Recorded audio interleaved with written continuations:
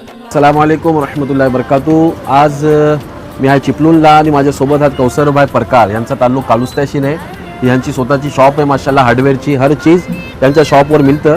पण त्यांना आज व्हिडिओतून घ्यायचा मकसद ही आहे की रमजानची आमद आहे आणि आपली गोलकोट रोड जो आहे तो अल्हम्दुलिल्लाह ऑलमोस्ट सजलेलो आहे माशाअल्लाह। रमजानच्या खुशीतलं माशाल्लाह लाइटिंग वगैरे सजवलेली आहे आणि इफ्तारीची पण तयारी आहे। काय सांगाल कौसरभाई?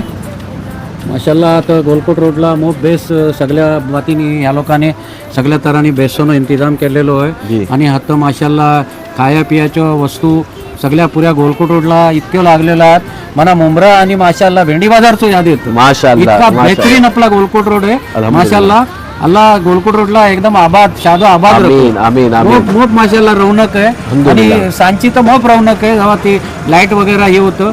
दूसरी बात ही का आपलं गोलकोट रोड जी आहे ती अल्हम्दुलिल्लाह रब्बिल आलमीन खाव गली आहे आणि सिमी बोलू शकता तुम्ही का मोहम्मद अली रोड आहे। बिलकुल बिलकुल सही हर चीज आहे।